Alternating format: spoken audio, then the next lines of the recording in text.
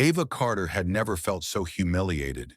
She had done nothing wrong, just taken her assigned first-class seat, excited for her flight. Yet the flight attendant loomed over her, lips pursed, demanding she move to economy. No explanation, no apology, just cold authority. As she gathered her things and walked toward the back of the plane, whispers filled the cabin. However, neither the flight attendant nor the passengers knew that Ava's father wasn't just any passenger.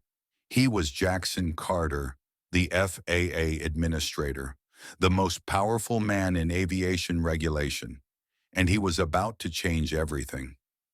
Keep watching. 16-year-old Ava was used to flying, but never in first class. Her father, always busy with work, had surprised her with the upgrade, insisting she enjoyed the experience. She had boarded excitedly dressed in her favorite hoodie and jeans, ready for the long flight.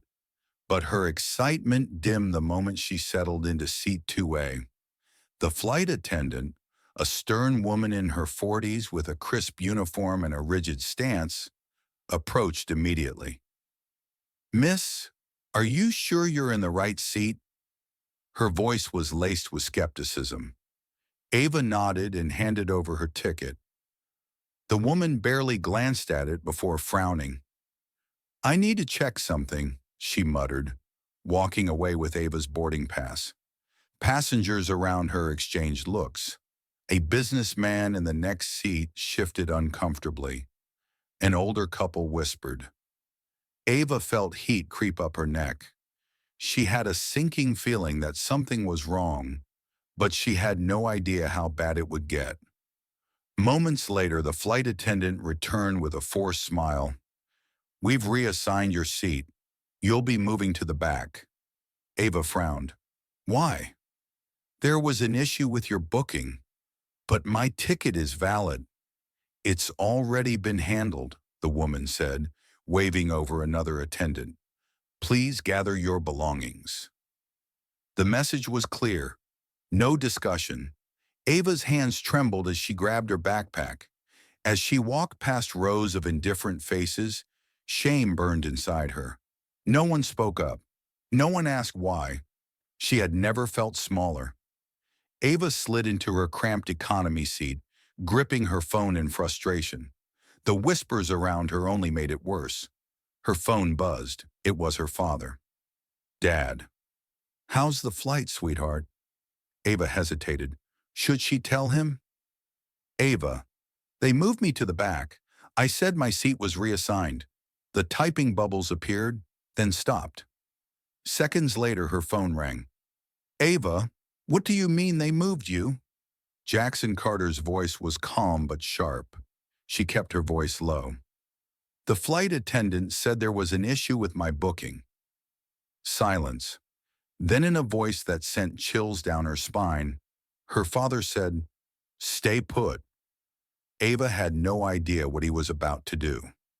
The plane had just begun taxiing when the captain's voice interrupted. "Ladies and gentlemen, we are experiencing a brief delay. Thank you for your patience." The flight attendants exchanged nervous glances.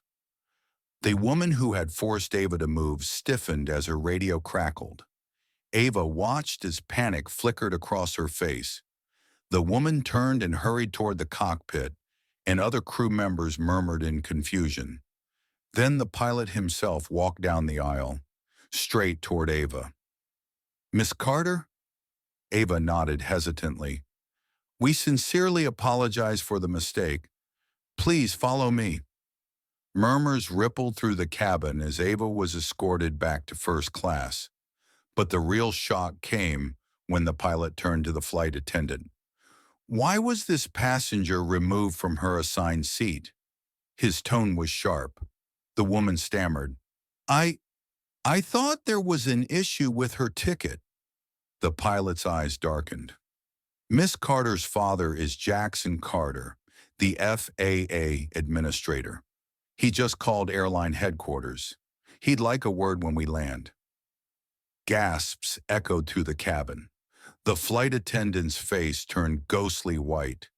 Ava sat back in her original seat, chin high, knowing she had just witnessed a moment that would never be forgotten. The rest of the flight was silent. The once dismissive flight crew now walked on eggshells, their earlier arrogance replaced with unease. When the plane landed, airport officials were waiting, and in the center of them stood Jackson Carter, calm, composed, yet radiating authority. The moment Ava saw him, her emotions overwhelmed her. "Dad!" He pulled her into a hug. "Are you okay?" She nodded. "Yeah." The flight attendant, now visibly shaken, stepped forward. "Mr. Carter, He silenced her with a single look. "My daughter was humiliated and removed from her seat without cause. I have zero tolerance for discrimination in the industry I oversee." The airline executive standing behind him swallowed nervously. The consequences were clear. By the following day, the incident had made headlines.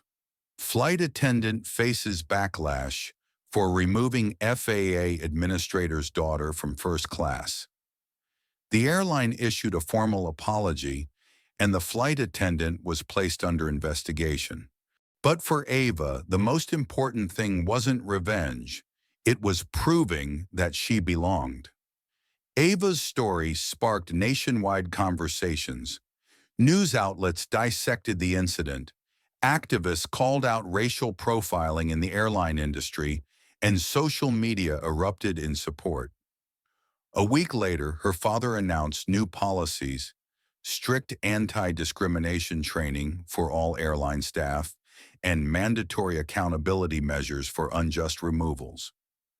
Ava's experience had changed something bigger than just one flight, an industry, and as she prepared for her next flight, her first-class ticket in hand, she smiled, because this time everyone knew exactly who she was.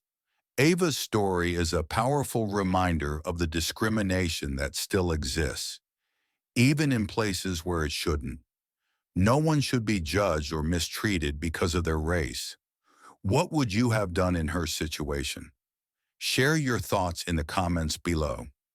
If you believe in standing up against injustice, like this video, subscribe for more eye-opening stories, and turn on notifications so you never miss an update. Your voice matters.